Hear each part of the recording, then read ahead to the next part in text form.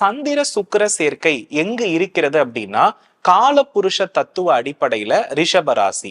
இந்த ரிஷபராசி அப்படின்றது என்னன்னா புதிய நபர்களுடைய வருகை, புதிய வருமானம், புதிய தங்கம், புதிய வெள்ளி, நம்மளுடைய வார்த்தையினுடைய தெளிவான நிலை, உச்சரிப்பில் இருக்கக்கூடிய அந்த உச்சபட்சமான விளக்கம், இது அனைத்தையுமே குறிக்கிறது எதுனா இரண்டாம் பாவம் தான்.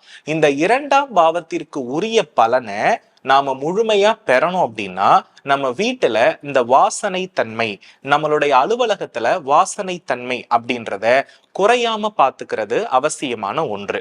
அப்ப இந்த சுக்கிர சந்திர சேர்க்கை இருக்கக்கூடிய சில மலர்கள் உண்டு. அந்த மலர்கள் என்ன அப்படின்றத பார்த்து நாம எந்த இடத்துல வார்த்தைகளால் அதிகமாக, அலுவலகங்கள்ல தான் மேக்சிமம் நமக்கு என்ன ஆகும் அப்படின்னா நல்ல பேச்சுவார்த்தைகள்லாம் இருக்கணும்னு ஆசைப்படுவோம். அதுக்கப்புறம் வீட்டுல சண்டை இல்லாம இருக்கணும், குறிப்பா மாமியார் மருமகள் கருத்து வேறுபாடு இல்லாம நிறைய பேர் ஒற்றுமையா இருக்கணும்னு ஆசைப்படுவோம். இதுக்கு எல்லாத்துக்குமே ரொம்ப குறுகிய எளிமையான பரிகாரம் அப்படின்னா என்னன்னா அது வாசனை மலர் தான்.